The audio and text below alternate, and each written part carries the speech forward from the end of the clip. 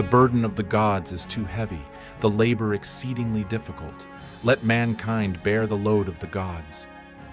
An ancient lament, recorded on a clay tablet thousands of years ago, echoes through the flow of time. These are the words from the Epic of Atrahasis, a legacy from the lost Mesopotamian civilization. But what if these words were more than just poetry? What if the gods of ancient legends were not products of imagination, but distorted memories of beings of flesh and blood? Is it time for us to rewrite the very history of humanity?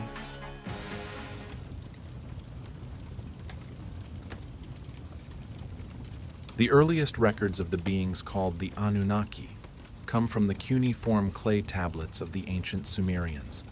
They were described not just as gods, but as the architects who shaped the primordial world and ruled the earth with absolute power.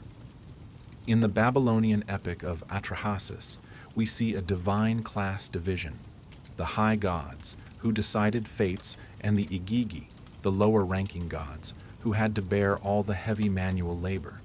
The name Anunnaki also appears in the Enuma Elish, the grand epic of cosmic creation, and in the Epic of Gilgamesh, the greatest and oldest literary work known to mankind.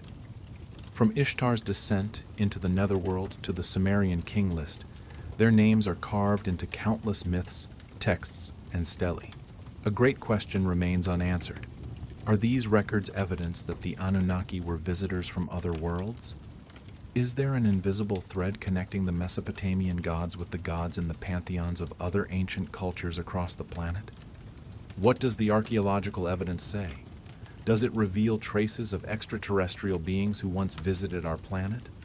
Or is it all just symbolism, mythical and supernatural creations, as the mainstream view has always asserted? What you are about to hear is a series of deeply controversial hypotheses. They offer a completely different perspective, challenging the historical narratives we are so familiar with. We present this not as proven fact, but as an intellectual adventure, an invitation to keep an open mind to new ideas. Whether you accept or reject it is entirely up to you. You must be the one to draw the final conclusion.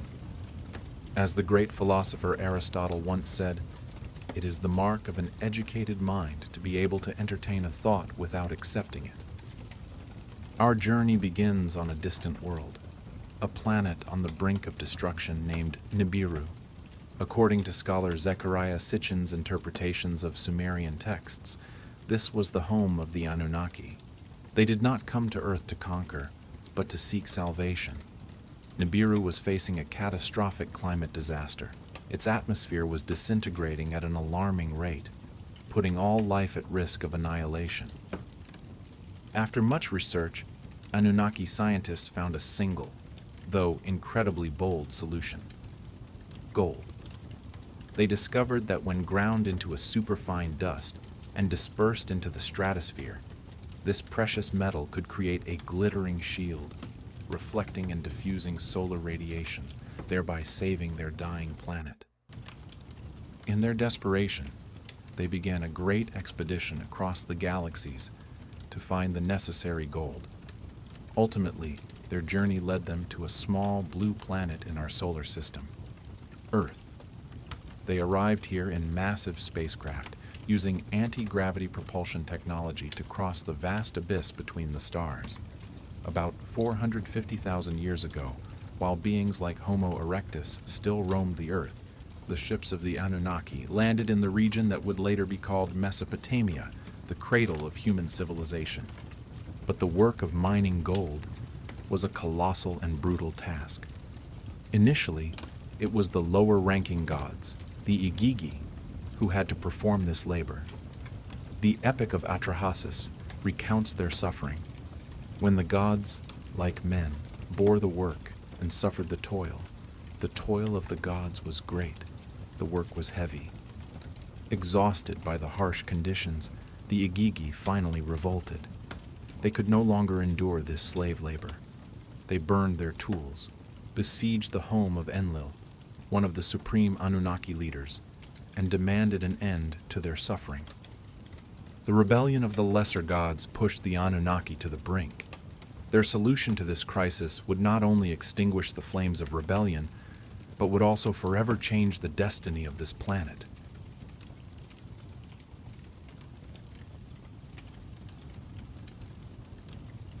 The rebellion of the Igigi placed the Anunnaki leaders in a dilemma. Their workforce was on strike, and the mission to save planet Nibiru was in jeopardy. They needed a long-term solution, a new working class that would never rebel. The answer, according to Zecharia Sitchin's modern hypothesis, lay not in the stars, but right beneath their feet, in the young ecosystem of Earth. They would not create life from nothing. Instead, they would play God, using advanced technology far beyond our imagination. They did not literally mold man from clay. Instead, they performed one of the greatest feats of genetic engineering. They sought a terrestrial creature with potential, a life form that could be upgraded. Their choice fell upon an existing primitive primate, most likely Homo erectus. In sterile laboratories inside their spaceships or ground bases, the Anunnaki scientists, led by a genetic genius named Enki, began their work. They carefully extracted the DNA of this primate and then fused it with their own genetic material. Imagine a moment that transcends time. The double helices of life are unwound. Genetic codes are cut, pasted, and rewritten. They infused a divine spark, a part of their own essence, into a creature of Earth. The purpose was to create a new species, a hybrid being, intelligent enough to understand complex commands and strong enough to labor in the mines, yet submissive enough to never challenge its masters. The result of this bold experiment was a creature we now call Homo sapiens. The first human created in this way was called Adamu by the Anunnaki. He was the prototype, the first being with an enhanced biological structure and superior intellect, making him the perfect laborer for the tasks the Anunnaki required. The name Adamu bears a striking resemblance to the Hebrew word Adama, which means earth or clay. This creates a direct bridge to the story of Adam in the book of Genesis, where God creates the first man from the dust of the ground. But the two stories diverge in completely different directions. In the Bible, Adam was created by God to be the steward of the Garden of Eden, an earthly paradise. In contrast, the Sumerian Adamu was created for a much more mundane purpose, labor. The Garden of Eden in the Bible contained the tree of knowledge, a symbol of forbidden wisdom. By eating the forbidden fruit, Adam and Eve gained knowledge of good and evil, but the price was expulsion from paradise and the loss of immortality. According to Sitchin's interpretation, this Eden could have been a real place. The Sumerians called it Edin. This was likely not a mythical garden, but an Anunnaki base of operations, a tightly controlled laboratory located in the region of modern-day Mesopotamia. It was here that the first humans were created and genetically modified.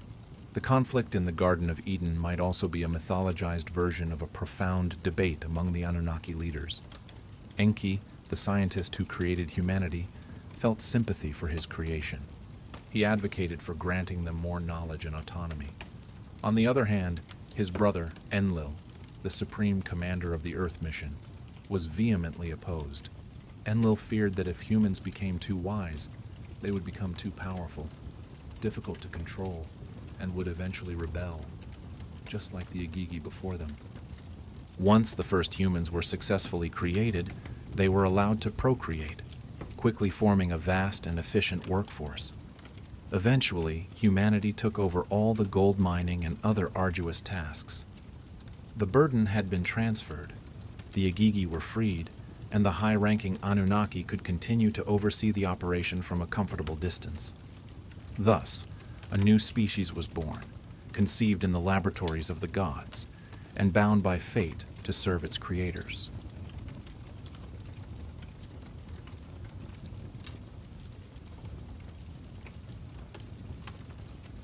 Humanity was born, a living tool designed to serve. But who were these craftsmen, these engineers of life? To understand the destiny of humanity, we must first look at the society of its creators. The Anunnaki were not a monolithic group. They had a highly stratified and organized society with a clear hierarchy, not unlike the greatest dynasties in Earth's history. At the pinnacle of the power pyramid was Anu, the supreme king, who reigned from their home planet, Nibiru. His word was the ultimate law, the final decision in all political and scientific matters. But the real story on Earth was dominated by his sons, especially the tense rivalry between Enki and Enlil. This family feud not only shaped Anunnaki policy, but also profoundly influenced the fate of humanity. Enki, as we know, was a brilliant scientist, the god of wisdom, the chief engineer behind the creation of man. He tended to be protective of and sympathetic towards his creation.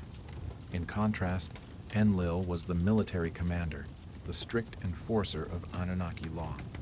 He viewed humanity merely as a tool and was always wary of their potential for rebellion.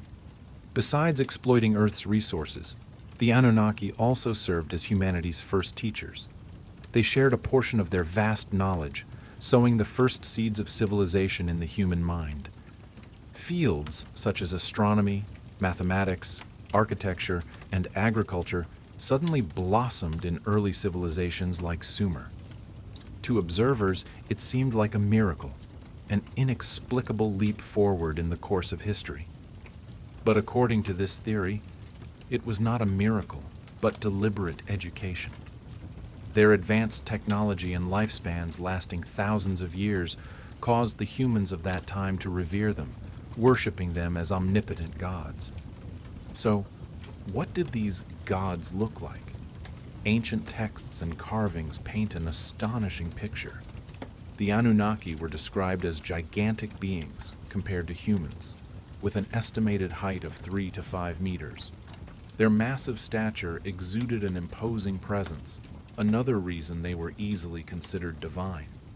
It is believed they possessed large, elongated skulls, an unusual feature that has become the subject of countless debates. Their eyes were often described as sharp and piercing, giving them an appearance of wisdom and authority. Some stories say they had golden or bronze-colored skin, perhaps related to their divine or extraterrestrial origins.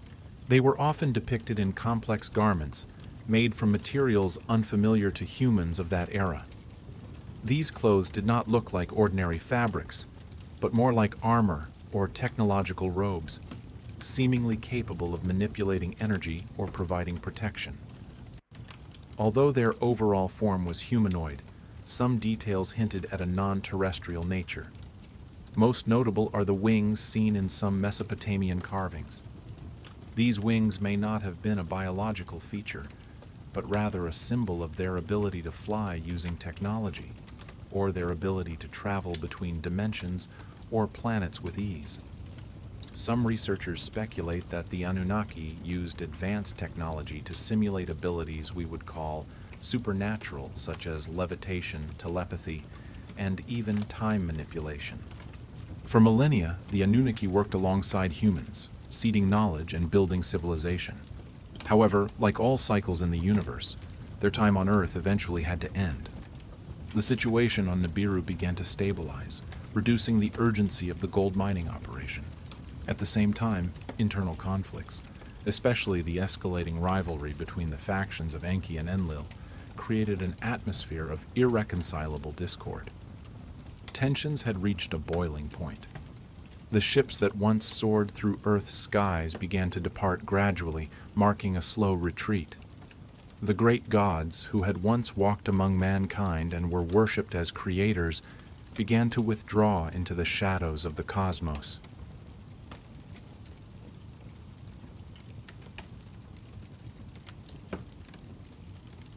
When the last of the Anunnaki ships vanished into the night sky, they did not leave a power vacuum. They were too wise and too cautious for that. Instead of ruling directly, they established a system of remote control, a structure that would ensure their will was still carried out on Earth. They transferred power. According to Sitchin's interpretation, they appointed human kings to act as representatives of their divine authority. This was the origin of the concept of the divine right of kings, an idea that has echoed through monarchies for thousands of years. Sumerian tablets recount that kingship descended from heaven. These first rulers were carefully chosen to reign in the name of the gods. Their role was to maintain social order and ensure that divine laws were followed. To further solidify this power, some kings were believed to be direct descendants of the Anunnaki, carrying a hybrid bloodline of God and man. This concept of divine blood became a cornerstone in countless ancient civilizations, where kings and pharaohs were often considered demigods. The most compelling and also most mysterious evidence for this lies in a document known as the Sumerian King List. Inscribed on clay tablets, this list records the succession of Sumerian kings, stretching from a mythological era to recorded historical periods. The most astonishing thing about this list is the absurdly long lifespans and reigns of the first kings, those who ruled before a catastrophic event known as the Great Flood. Alulim, the first king after kingship descended, was said to have ruled for 28,800 years. His successor, Alalgar, reigned for 36,000 years. These numbers seem unbelievable to us. Researchers who follow the Anunnaki theory suggest that these kings were in fact the Anunnaki themselves, or first-generation hybrids, who had significantly longer lifespans than humans due to their extraterrestrial biology and coming from a world with a completely different time cycle. But then, a major change occurred. According to Sumerian texts, the Anunnaki, particularly Enlil, grew tired of humanity. The human population was increasing, and they became noisy and disobedient. Enlil and the Council of Gods reached a cruel decision. They would cause a great flood to completely wipe humanity from the face of the earth. However, Enki, the father of mankind, opposed this decision. Unable to openly defy the council, he chose to act in secret. He warned a faithful man named Ziusudra of the gods' genocidal plan and gave him detailed instructions to build a massive ark to survive. The story of Ziusudra later inspired the Epic of Gilgamesh, in which the character Utnapishtim recounts to Gilgamesh how he survived the wrath of the gods. As commanded, Utnapishtim built a large boat, bringing along his family and animals of all kinds. When the flood began, water submerged the land for 7 days and 7 nights. The deluge was so terrible that even the gods were terrified. They had to flee to the higher heavens, horrified by the scale of the storm they themselves had created. When the floodwaters receded, Utnapishtim released a dove and a swallow, but they both returned. Finally, he released a raven, which did not return, signaling that dry land had appeared. This story bears a striking resemblance to the story of Noah in the book of Genesis. God, seeing the wickedness of mankind, decides to cleanse the earth with a flood, sparing only Noah and his family. God also instructs Noah to build an ark and bring along the animals. The flood in the Bible lasts longer, with rain falling for 40 days and nights, but the core details are nearly identical. After the flood, the earth was desolate. Sitchin relates that the Anunnaki, perhaps feeling remorseful, decided not to destroy humanity again. Instead, they taught the survivors how to rebuild civilization. But they also decided to make one final change. To prevent overpopulation and to make humans more controllable, they once again intervened in our DNA, significantly limiting the human lifespan. Humans also lost some of the advanced cognitive and physical abilities they were initially granted. The flood became a clear dividing line in history. The Sumerian king list shows that post-flood kings had much shorter reigns. Enmeber-Ajazi of Kish reigned for 900 years, Gilgamesh of Uruk for 126 years. These numbers were still very long, but no longer in the tens of thousands of years as before. So, What are these stories of the Great Flood? Mainstream archaeologists and scientists suggest they are based on memories of real, massive floods in Mesopotamia or sudden climate changes. But for believers in the Anunnaki theory, they are evidence of a deliberate reset, an event of erasure, and a new beginning for humanity at the hands of space gods. Are we merely the product of random evolution on a lonely planet? Or, deep within our oldest stories, in forgotten clay tablets, lies an extraordinary truth about our own origins, a truth about giants from the stars who came here, created us in their image, and then left, leaving behind a legacy forever etched in myth? The answer, perhaps, is still waiting to be discovered.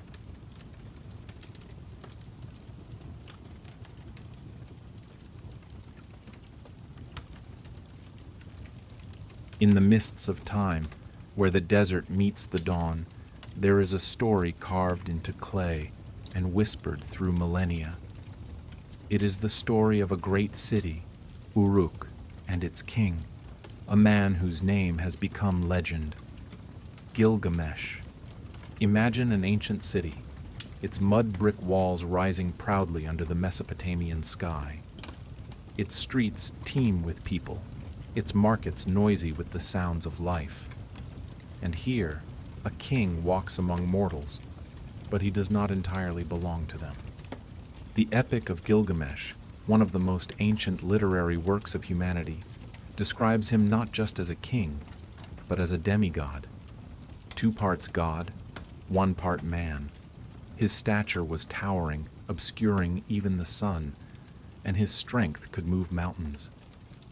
Ancient reliefs show him as significantly taller than those around him, a giant among men. The blood that flowed in his veins was an extraordinary legacy. His mother, the goddess Ninsun, an entity associated with wisdom and prophetic dreams. His father, a mortal man. According to the Anunnaki theories, the gods worshipped by the ancient Sumerians, this divine lineage carries a deeper meaning. It suggests that Gilgamesh's mother was an Anunnaki, a being from the stars, while his father was a son of earth.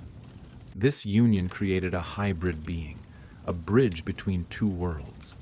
Gilgamesh's extraordinary height and strength, therefore, were not the exaggerations of poets, but the genetic signature of his extraterrestrial ancestors. But even with the power of a god, Gilgamesh was still shackled by an inescapable truth. The human part of him carried a curse, death. The awareness of his own finitude became the great king's greatest obsession. He had conquered cities, fought mythical monsters, but was powerless before the final enemy of all living things. And so, one of the greatest journeys in mythology began. Gilgamesh, driven by the fear of oblivion, embarked on an impossible quest, the search for immortality. He traversed unknown lands, faced unimaginable trials, all to find the secret of eternal life. The journey brought him to Utnapishtim, a legendary figure who had survived the Great Flood in the Babylonian version of the story, a Mesopotamian Noah who had been granted immortality by the gods. Gilgamesh sought him out with a single question: how to escape the fate of mortals. Utnapishtim revealed that immortality was not a gift for all, but he gave Gilgamesh a glimmer of hope. At the bottom of the deep ocean, there was a magical plant, a plant with the ability to restore youth, granting the one who ate it a new life. With iron determination, Gilgamesh dived into the abyss and retrieved the prize. He held in his hands the answer to his greatest fear, but fate had another plan. On the way back to Uruk, in a moment of carelessness, a snake stole the precious plant, stripping him of his chance at immortality forever. In his despair, Gilgamesh wept, but through that loss, a profound enlightenment arose. He realized that true immortality does not lie in prolonging physical existence. It lies in the legacy one leaves behind, in the stories that are told, in the walls that they build, and in the memory of those who come after. Gilgamesh returned to Uruk, and ruled as a wise king, accepting his fate. His story has lived on, outlasting his own empire and becoming immortal in its own right. But it also leaves us with a tremendous question. Was Gilgamesh, the demigod, proof of an interaction between gods and men? But what if the legacy of these gods was not only inscribed in stories, but also carved into the very stone of the earth?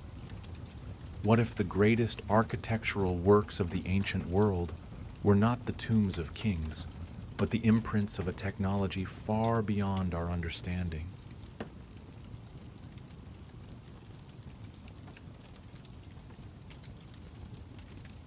The answer to that question may lie dormant under the Egyptian sun, preserved in the silence of thousands of years. Here, on the Giza Plateau, humanity built structures that challenge both time and imagination. The Great Pyramids, artificial mountains of stone, stand as eternal guardians of a lost secret. According to the mainstream flow of history, they are the tombs of pharaohs, built with human labor and rudimentary tools. But when we truly confront their scale, a sense of overwhelming awe begins to creep into the mind. Consider the Great Pyramid of Pharaoh Khufu, a structure comprised of approximately 2 million blocks of limestone and granite. Each block weighs an average of 2.5 tons, equivalent to a modern car. The granite blocks in the king's chamber weigh up to 70 tons. Egyptologists estimate that this masterpiece was completed in just 20 years.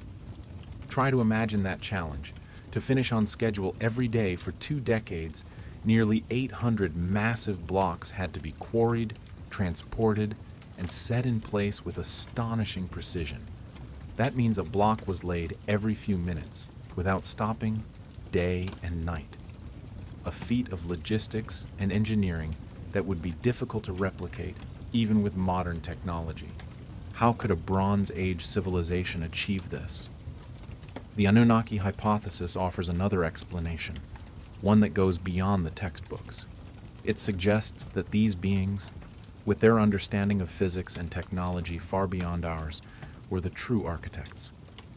Perhaps they used a form of advanced energy or anti-gravity technology to lift and place these massive blocks as easily as if they were mere pebbles. According to this theory, the pyramids were not just tombs. They served a much higher purpose. They could have been navigational markers for spaceships, power plants harnessing the Earth's energy, or complex observatories designed to communicate with the stars. This hypothesis becomes more compelling when we look at their arrangement. The faces of the Great Pyramid are aligned almost perfectly with the 4 cardinal directions: north, south, east, west. And the 3 pyramids on the Giza Plateau seem to perfectly mirror the position of the 3 stars in the belt of the Orion constellation. A star map carved in stone, a message sent to the heavens. And then, lying silently before the pyramids, is the Great Sphinx, a hybrid creature with the body of a lion and the head of a man, looking toward the eastern horizon, a silent guardian of secrets buried by time. Its origin is even more mysterious than the pyramids. There is not a single text that records its construction. Theorists suggest it may be much older than we imagine, built by the Anunnaki themselves to guard their sacred complex. But the story doesn't stop in Egypt. If we travel across the oceans to the New World, we find astonishing echoes. In Mexico, the Great Pyramid of Cholula, the largest pyramid in the world by volume, stands as a testament to a similar level of knowledge. And not far from there, the mysterious city of Teotihuacan, the place where the gods were created, was designed with incredible astronomical precision. The Avenue of the Dead, the city's main axis, and the pyramids of the sun and moon are all perfectly aligned with important celestial events. The Aztecs, who arrived centuries later, held this place in great awe, believing it was where our universe was born.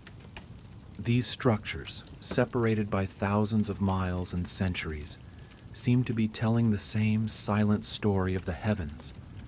Are they the work of separate cultures that coincidentally shared an obsession with the stars? Or are they different chapters in the same book, written by the same hand, the hand of gods who walked between continents, leaving behind not only structures of stone, but also their own image in temples and myths across the world?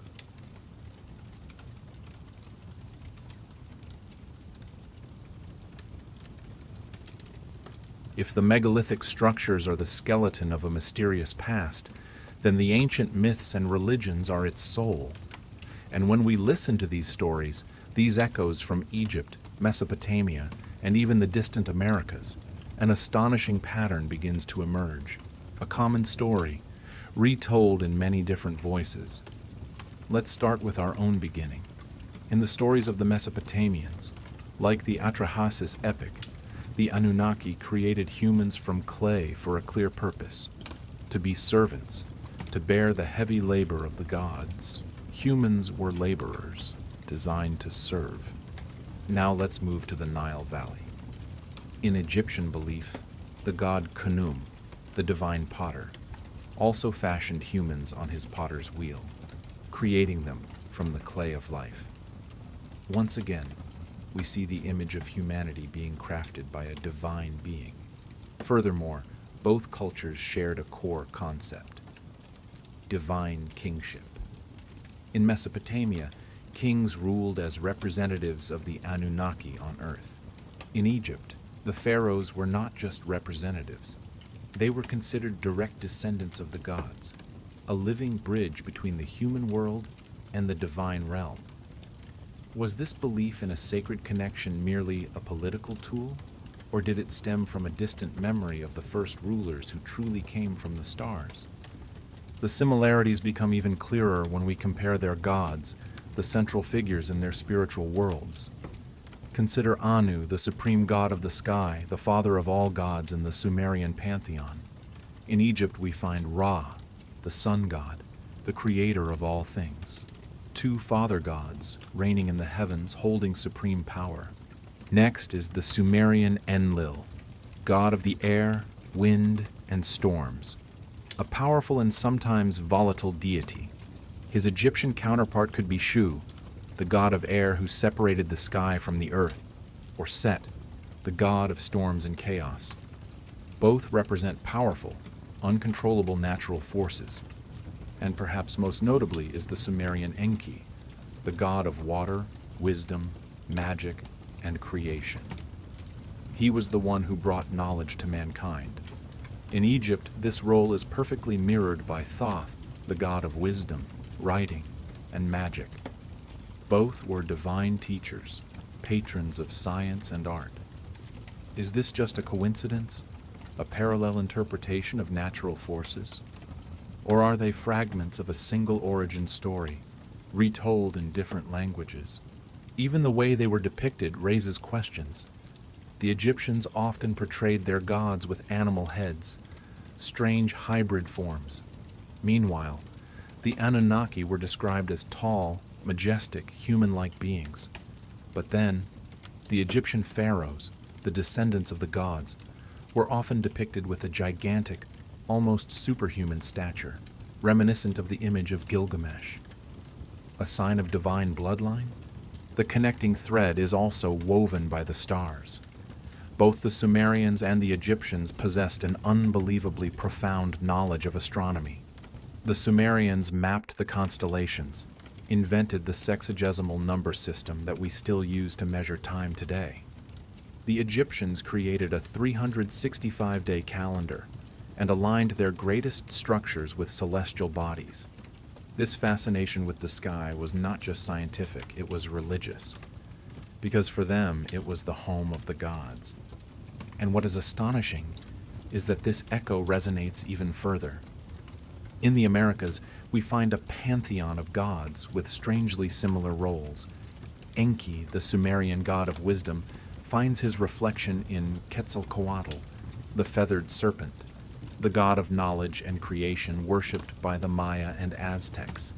At La Venta, one of the most ancient sites in the Americas, there is a relief depicting Quetzalcoatl holding a cube-shaped object in his hand.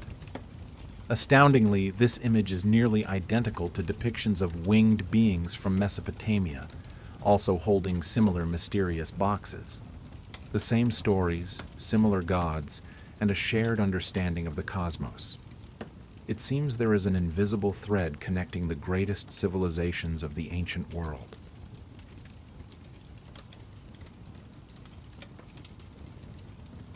This thread of connection leads us to forbidden books, ancient texts removed from the canonical Bible because of their controversial content.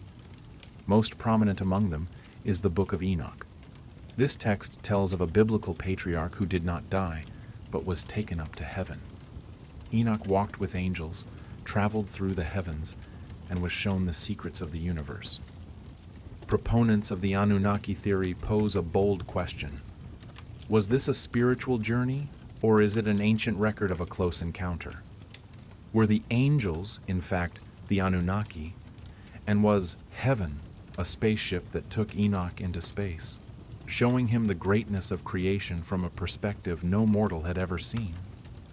The Book of Enoch tells an even more disturbing story about a group of guardian angels called the Watchers, who became enamored with the beauty of mortal women. They descended to Earth, took human wives, and fathered a hybrid race called the Nephilim.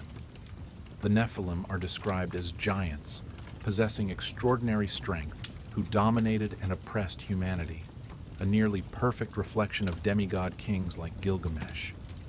According to the text, this act corrupted the earth, and to cleanse the planet of the filth caused by the Nephilim, God brought forth the Great Flood. A global flood story that once again echoes the tale of Utnapishtim and other legends around the world.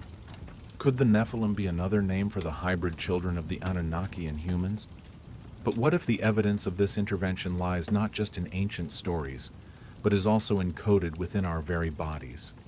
In 1973, Francis Crick, the co-discoverer of the structure of DNA, proposed a hypothesis called directed panspermia.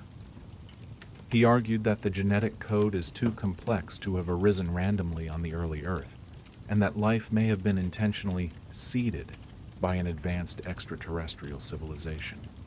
Science tells us that modern humans, Homo sapiens, appeared around 300,000 years ago.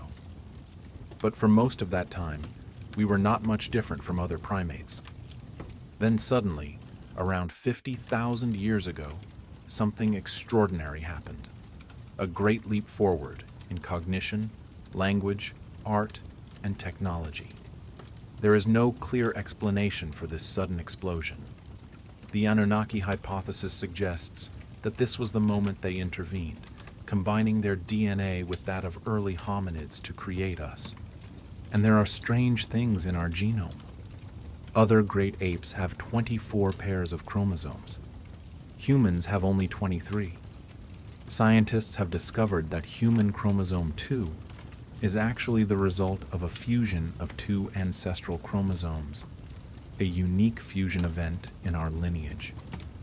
Was this an accident of nature or the mark of a deliberate genetic surgery? Furthermore, about 98% of our DNA does not code for proteins. It used to be called junk DNA. Although we now know it has regulatory roles, its full function remains a great mystery. Some speculate that within this vast wilderness of our genome, there may lie hidden a signature, a message from our designers, waiting for the day it can be decoded.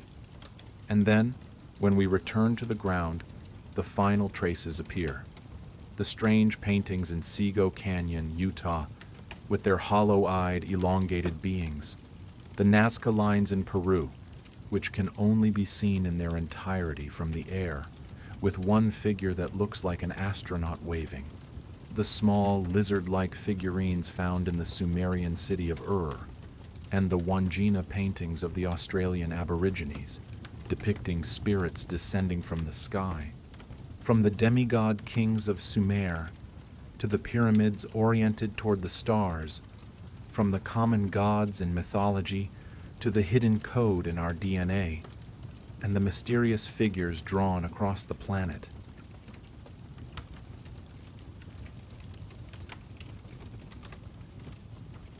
Our next journey begins in the remote Kimberley region of Australia, a land of fiery red cliffs and endless skies. Here, on ancient rock surfaces, the Aboriginal people painted images of the Wandjina, the spirits of the clouds and rain. But these are no ordinary paintings. The Wandjina are depicted with large, unusual heads.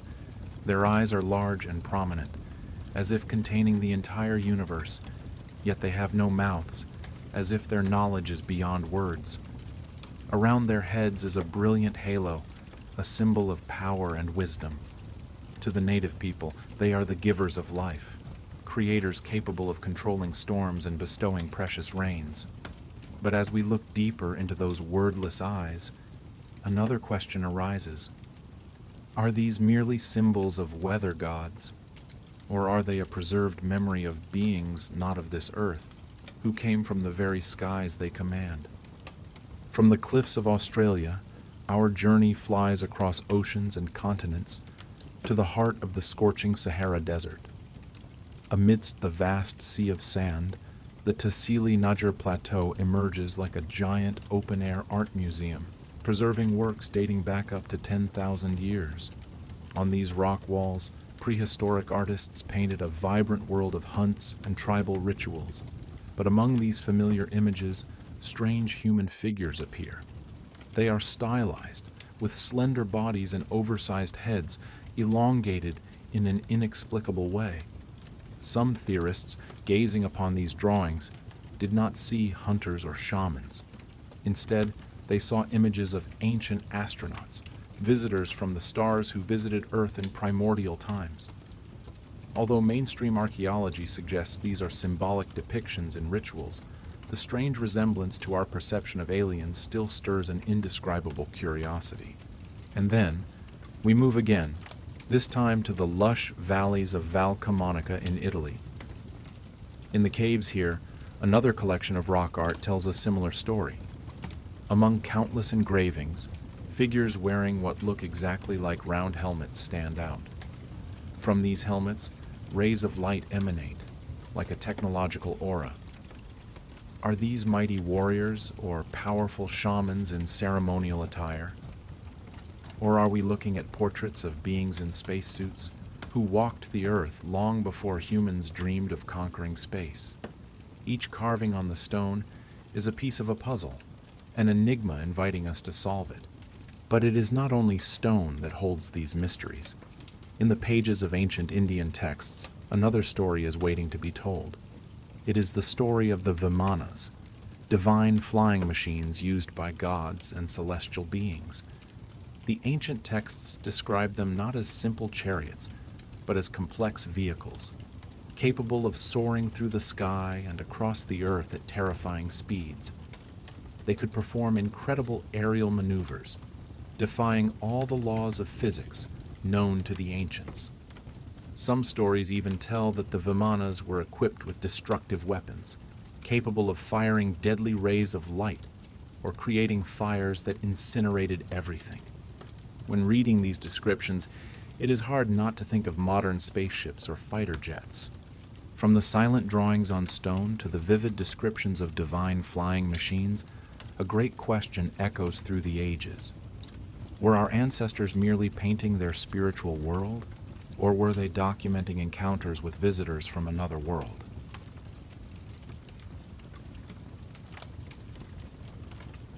Our final question still hangs in the silent space of the night. Do the ancient traces point to a specific race? In the clay tablets of the ancient Sumerians, they tell of the Anunnaki, those who from heaven to earth came. And according to these legends, their home was a wandering planet, a mysterious world named Nibiru. For centuries, Nibiru was considered a myth, a product of the imagination. But what if modern science, in its relentless search, were to accidentally find signs of its existence?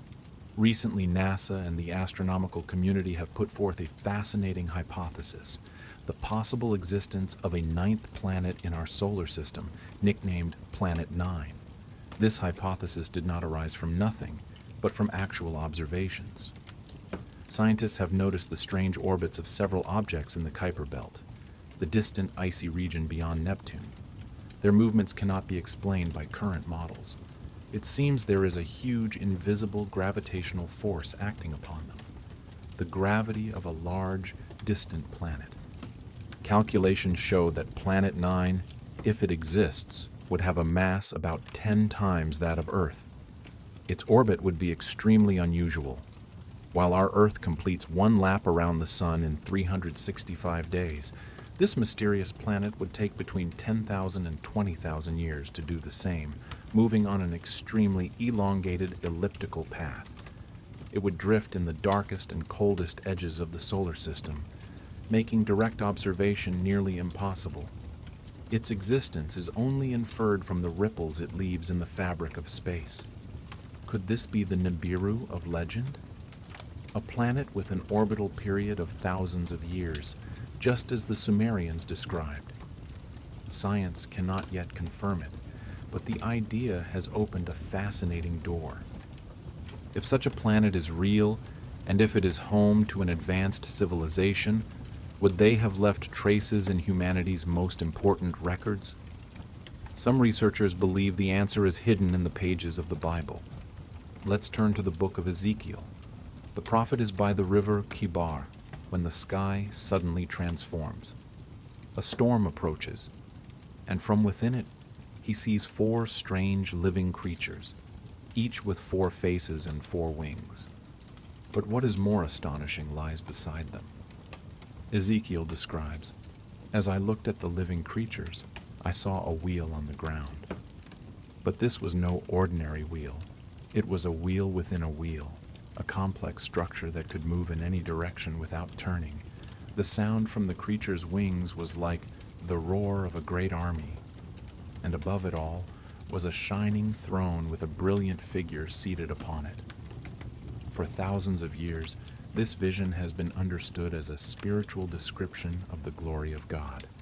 But proponents of the ancient astronaut theory ask a different question.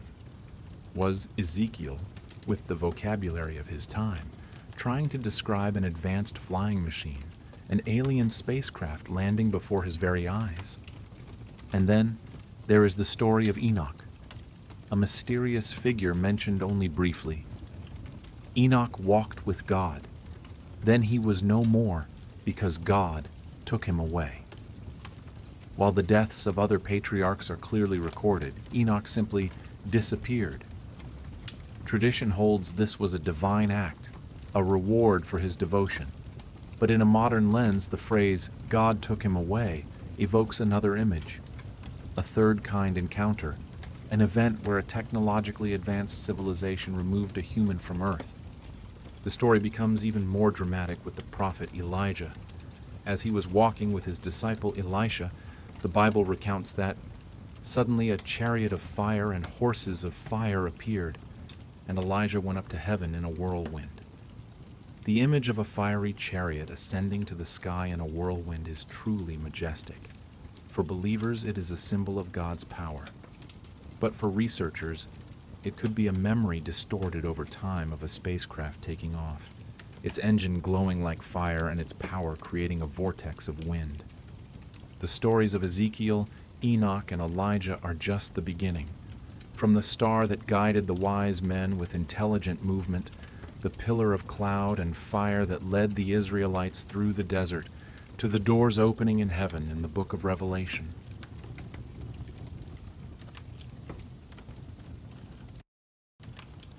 The miracles recorded in ancient texts, could they be the shadow of a technology far beyond our imagination? If the Anunnaki truly existed and came to Earth, they would not have come empty-handed. A civilization capable of interstellar travel must have possessed tools and knowledge that, to our ancestors, were no different from magic. One of the most fascinating theories suggests they had mastered free energy, an infinite, clean source of energy available anywhere on the planet. Imagine a world without the need for fossil fuels, without tangled power lines, a world where energy is harnessed directly from the space around us. This theory suggests that the Anunnaki used this energy source to operate their massive machines, power their spacecraft, and build their great structures. Proponents of this idea point to megalithic structures around the world, like the step pyramid of Djoser in Egypt.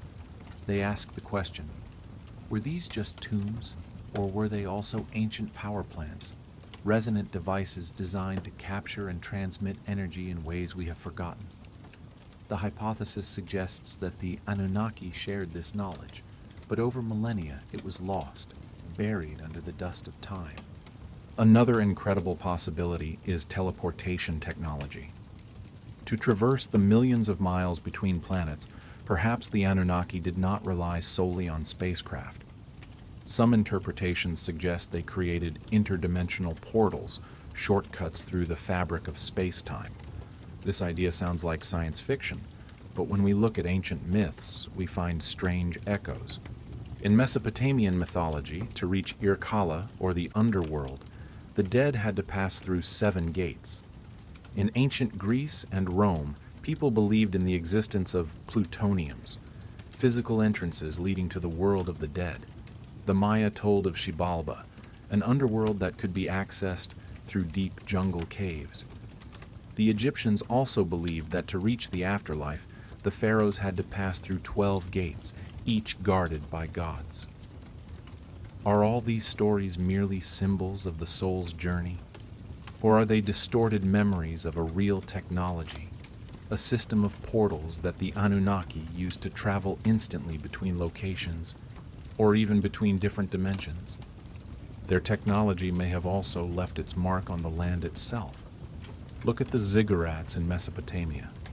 Although not as massive as the pyramids at Giza, they were impressive architectural works, requiring advanced engineering knowledge.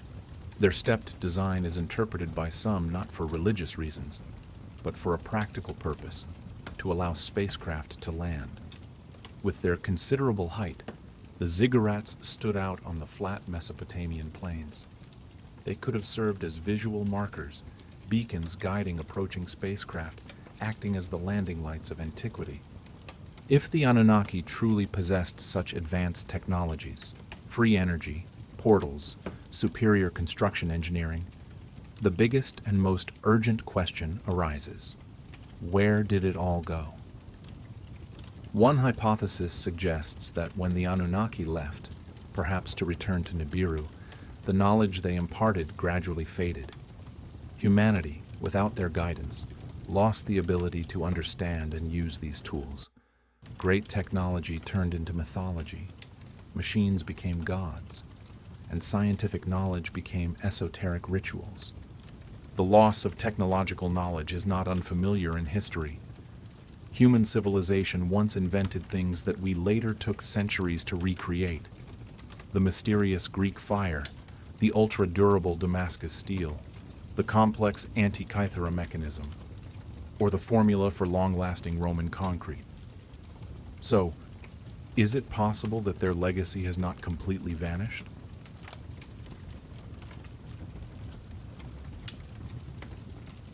The journey leads us to the end of the Earth, Antarctica, a continent of white silence, a world locked beneath a sheet of ice kilometers thick. This is one of the last places on the planet to be explored by humans, a pristine and harsh wilderness. But were we the first to know of its existence? Some ancient maps seem to tell a different story, a story that challenges the historical timeline we know. Consider the 1531 map by Oronce-Fini. It depicts a large continent at the South Pole, with coastlines, rivers, and mountain ranges, at a time when modern humans had not yet officially seen Antarctica. Similarly, the famous 16th century map of Piri Reis also shows a landmass to the south, seemingly not covered by ice. Mainstream historians argue that this was just speculation, that cartographers of that era filled in the blanks based on the belief in a southern continent to balance the world. But a bolder hypothesis is proposed.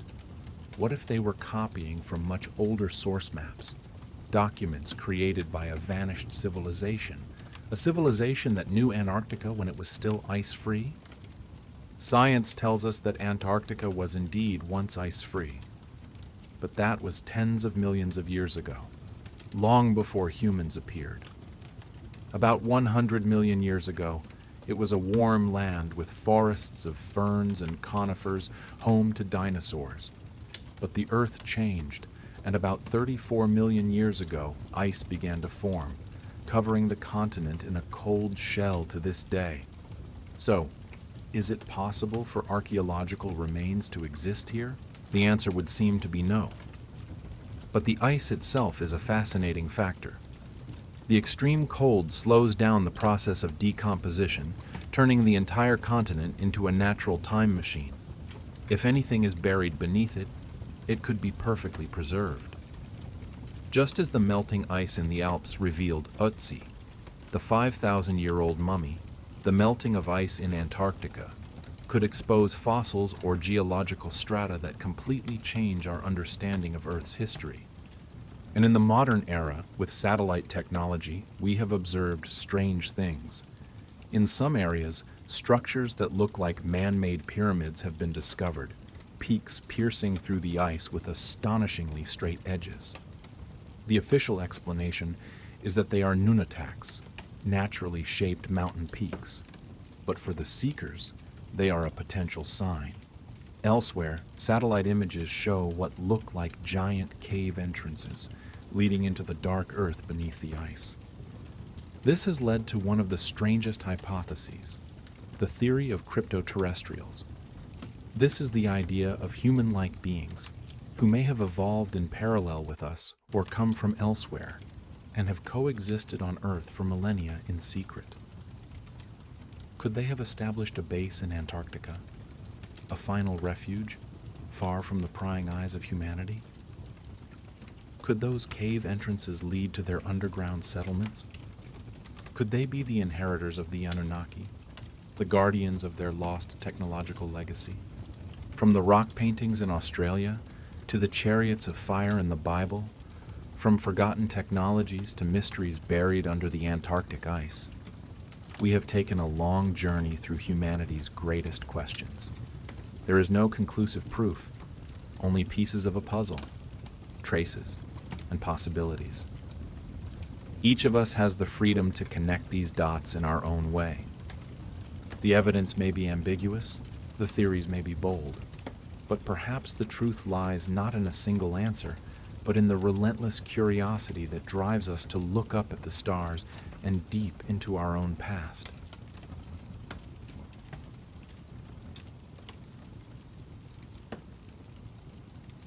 Night falls, and humanity once again looks up at the starry sky, asking the same question that has echoed through millennia.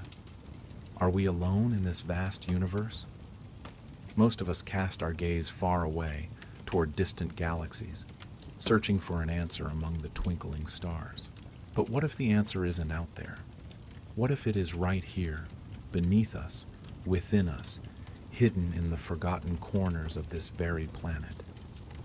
In the world of unexplained phenomena, there is a hypothesis that whispers a truth even more astounding than tales of interstellar travel. It is called the cryptoterrestrial hypothesis, a notion that unidentified flying objects, or UFOs, and the entities that pilot them do not come from another world. Instead, they are an indigenous civilization, an ancient race that has coexisted with humanity for thousands of years, an invisible people living right among us. Try to imagine that. A civilization that developed in parallel with ours, but chose a different path. They did not build skyscrapers reaching for the sun, but perhaps retreated into the deepest abysses of the ocean, where the pressure can crush steel and the darkness is eternal. Or perhaps they found refuge in the hearts of majestic mountain ranges, in a vast network of caves and tunnels right beneath our feet. From these hiding places, equipped with technology far beyond any human imagination, they have observed the rise and fall of empires, witnessed our wars and our moments of peace, all in silence. Proponents of this hypothesis argue that our ancient myths are not products of imagination. Could the gods who descended from the sky, the spirits of the mountains, forests, and seas, be just distorted memories of encounters with an ancient civilization that shared this planet? UFO sightings, in this view, are not a phenomenon of the space age. but the latest chapter in a long and mysterious history of interaction. And then, an ancient name resounds from the Mesopotamian past: Anunnaki. Those who were said to have come from heaven to earth. The ancient astronaut hypothesis suggests that most of them left, but a few chose to stay. Is it possible that these cryptoterrestrials are the descendants of those remaining Anunnaki? Descriptions and reports of encounters seem to reinforce this incredible link. Witnesses often tell of tall, almost gigantic beings clad in tight-fitting suits that emit a strange light, an image not far from interpretations of the Anunnaki gods on Sumerian clay tablets. Our skies continue to be the stage for performances that defy all laws of physics. Objects making abrupt turns at supersonic speeds, accelerating to incredible rates, and vanishing in the blink of an eye. There have been testimonies of vehicles and beings of non-human origin. Some witnesses even assert that the alien ships kept in secret bases were actually recovered from archaeological excavations. Could it be that what we see flying overhead are the very ships that once belonged to the ancient gods, those who visited Earth in primordial times? Are the Anunnaki of old observing, perhaps even interacting with humanity today, in the same way they once did in the distant past? Although official reports acknowledge the existence of unidentified aerial phenomena, they remain cautious not to attribute them to any specific origin. Mainstream science remains silent. There is no concrete evidence linking the Anunnaki to modern UFOs. However, the silence of evidence is not always evidence of absence. It only deepens the mystery.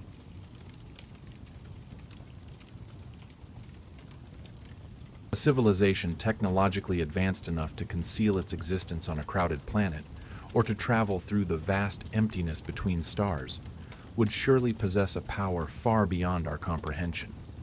If they have the ability to create life, do they also possess the ability to destroy it with ease? Throughout the pages of humanity's myths and legends, the image of divine weapons has always been a central theme, tools of both creation and terrifying destruction. Ancient Sumerian texts speak of a mysterious concept called the me. These were not merely rules or laws. It is believed that the me were a collection of divine powers, the blueprints of the universe that the gods possessed. The god Enki, guardian of the me, held in his hands control over countless aspects of civilization. But some bold theorists have proposed that the me were not magic, but a symbol for advanced technological knowledge. Each me could have been a device, a program, or a scientific formula. And if that is true, then one of those me could have been a weapon of mass destruction. Mythology tells that during a war for control of the earth, the god Enlil used a terrifying weapon called the evil wind. It was not an ordinary storm. The texts describe it as a destructive tempest that ravaged cities, a deadly poisonous gale that swept across the land, leaving behind only a deathly silence. The land became barren, and humans and animals died in droves. Researchers have compared this description to the horrific aftermath of a nuclear explosion or an advanced chemical or biological weapon. Was the evil wind the radioactive fallout in the memory of the ancients? Similar clues appear scattered throughout ancient literature. In the Sumerian poem Inanna's Descent to the Netherworld, there is a line that reads, "She gathered the divine powers and held them in her hand." Could this be a reference to activating a form of advanced technology, a handheld device of unimaginable power? In the Epic of Gilgamesh, a passage describes a catastrophic event. The heavens roared and the earth rumbled.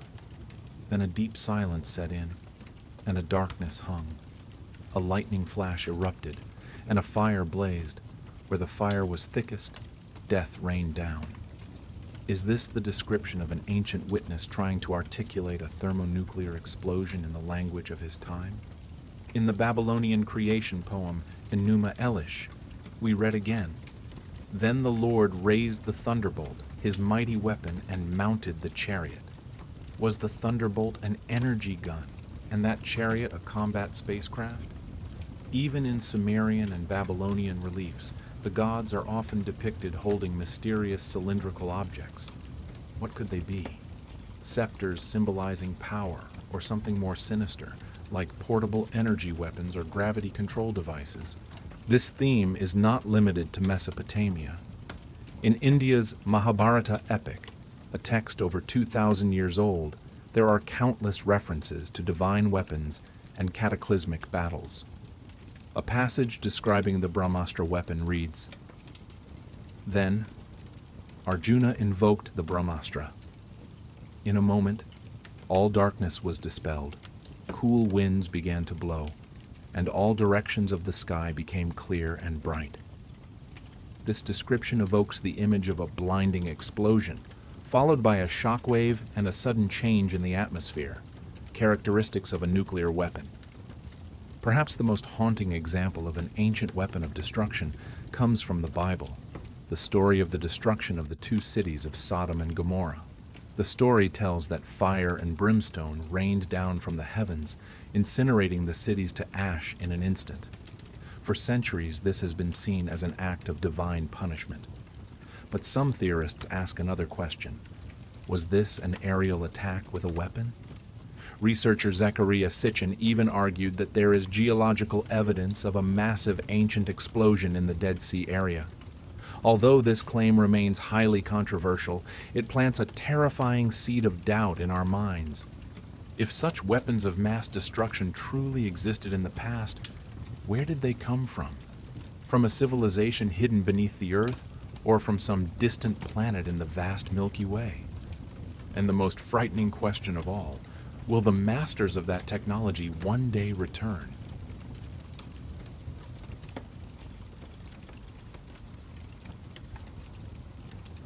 The question of the origin of such power leads us away from the deep abysses and caves of Earth, turning our gaze back to the night sky.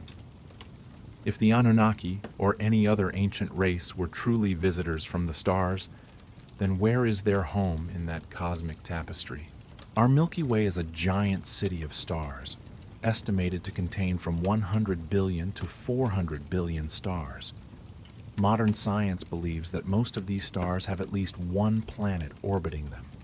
That means there are billions, even tens of billions of worlds potentially capable of supporting life, hidden gems in the darkness.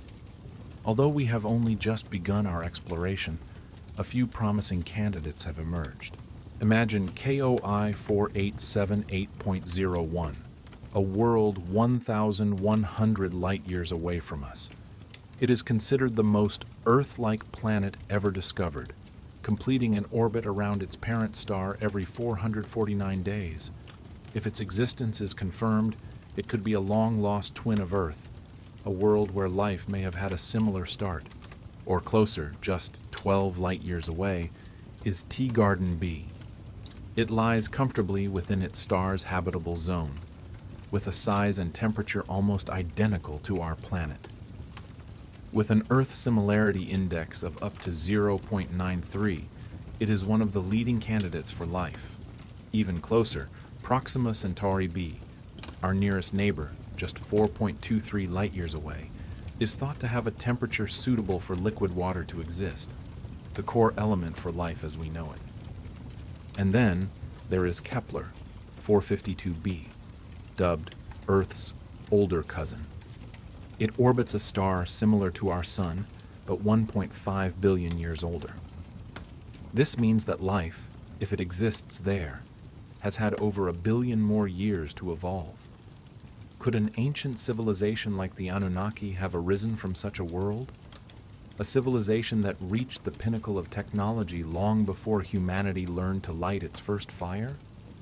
But perhaps the more important question is not where they came from, but whether they will return. Some interpretations of the Sumerian clay tablets suggest that the return of the Anunnaki is not a possibility, but a certainty, a prophecy that will bring irreversible changes to humanity. If they return, the first thing we might face is an existential crisis on a global scale. The truth about our own origins would be revealed. The possibility that humans are not the product of natural evolution, but the result of genetic intervention, would shake the very foundations of every religion, philosophy, and science. Who are we? What were we created for? Their intentions upon returning are also an unknown. Will they come back to fix their creation if they believe we have gone astray? Or will their return mark a new era, the beginning of humanity joining a vast galactic community, where the Anunnaki are just one of many advanced races? This prophecy is not unique. Around the world, other ancient cultures have similar stories. The Hopi of North America have a rich legend about star beings, entities who descended from the sky to interact with humans. They tell of star children, descendants of these beings with women from the tribe, children who possessed special abilities and a sacred mission to prepare the world to welcome the return of a celestial being who will usher in a new era for humanity. Could the celestial being the Hopi await, and the Anunnaki gods the Sumerians prophesied be one and the same? In Mali, West Africa, the Dogon tribe possesses an astonishing astronomical knowledge of the Sirius star system, more than 8 light years away from us. They knew of the existence of Sirius B, a white dwarf star invisible to the naked eye, long before modern astronomers discovered it. They accurately described its density and orbital period. The Dogon say this knowledge was bestowed upon them by the Nomos, half-human, half-fish creatures who came from the Sirius system in a spaceship. Like the Anunnaki, the Nomos taught humans about agriculture, astronomy, and religion before returning to the cosmos.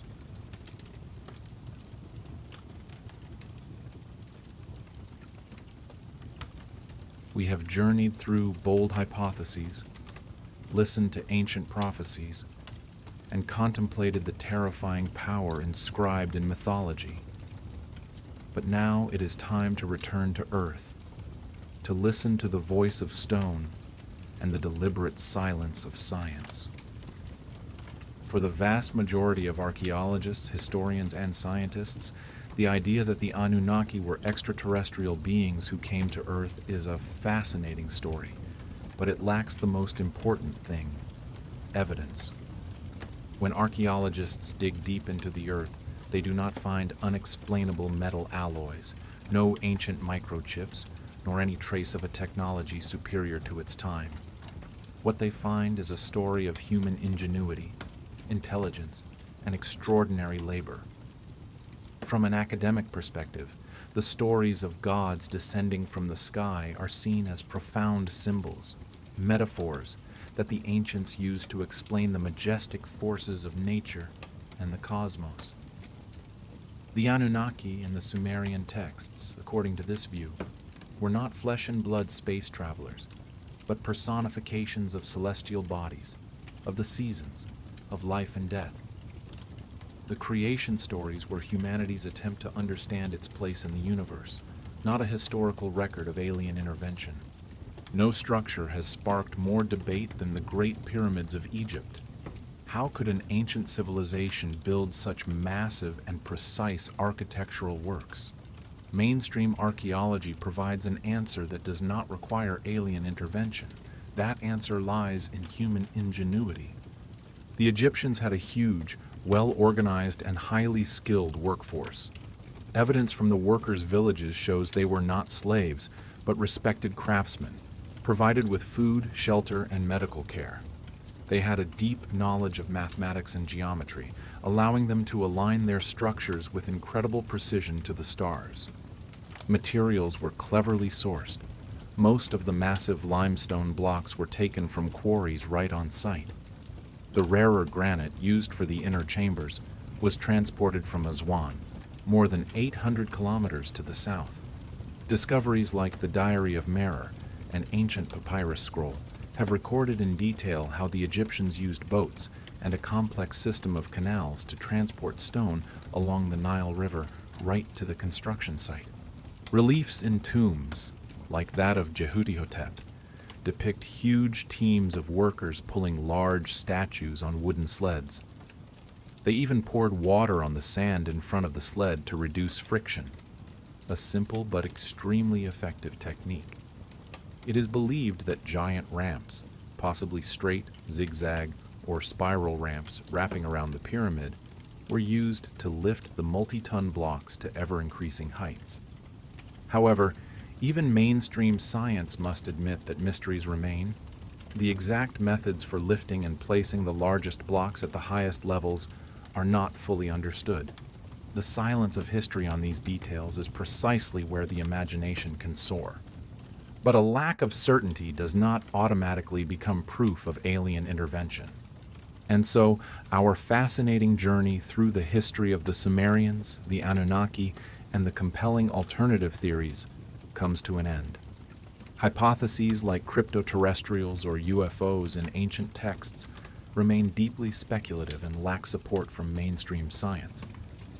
Nevertheless, exploring them is never in vain. It reminds us that history is not always a closed book. There are still countless mysteries to uncover and much to learn. Investigating these theories encourages us to keep an open mind, to challenge our own assumptions, and most importantly, to never stop nurturing our curiosity. Because in the search for answers, it is the questions themselves that truly illuminate our path.